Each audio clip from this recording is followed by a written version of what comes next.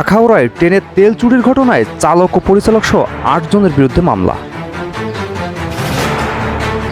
ব্রাহ্মণবাড়িয়ায় Akhaura railway স্টেশনে train থেকে অবাধে তেল চুরি হচ্ছে। চট্টগ্রাম ঢাকাগামী একটি মালবাহী কন্টেইনার ট্রেন থেকে তেল চুরির ঘটনায় মঙ্গলবার ট্রেন চালক ও পরিচালক সহ ৮ জনের বিরুদ্ধে আখাউড়া রেলওয়ে থানায় মামলা করা হয়েছে। স্থানীয়রা জানায়, চট্টগ্রাম ঢাকা রেলওয়ের পথে আখাউড়া রেল জংশন এলাকায় কোড্ডা নামক স্থানে মালবাহী কন্টেইনার ট্রেনের ইঞ্জিন থেকে নিয়মিত তেল চুরি হয়। ট্রেন চালক ও পরিচালক সহ ট্রেনের কর্মকর্তা সবাই এই চুরির সাথে জড়িত বলেও দাবি করে তারা। আখাউড়া রেলওয়ে থানার officer in charge OC Jasimuddin Khandakar জানান, সোমবার রাত 12:15টায় গোপন সংবাদের ভিত্তিতে তেল চুরির প্রতিরোধে অভিযান পরিচালনা করা হয়। এ সময় চট্টগ্রাম ঢাকাগামী একটি কন্টেইনার ট্রেনের ইঞ্জিন থেকে চুরির সময় হাতে নাতে 210 লিটার তেল উদ্ধার করেছে Akhaura railway police.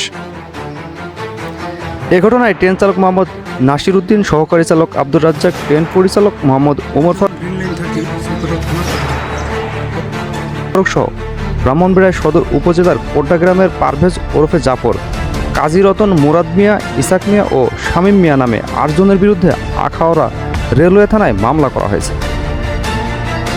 Akhaura railway সার্কেলের সহকারী পুলিশ সুপার মোহাম্মদ এরশাদুর রহমান জানান, আসামি গ্রেপ্তার করতে পুলিশের অভিযান চলছে। তবে ট্রেন চালক ও পরিচালককে আইনের আওতায় আনার জন্য ঊর্ধ্বতন কর্তৃপক্ষের নিকট চিঠি দেওয়া হয়েছে।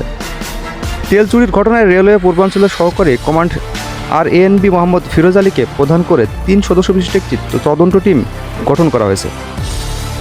আখাউড়া লোকোশেড ইনচার্জ উপসহকারী প্রকৌশলী মোহাম্মদ নজরুল ইসলাম জানান, এই ঘটনার সাথে তাদের অফিসের কোনো সম্পৃক্ততা নেই।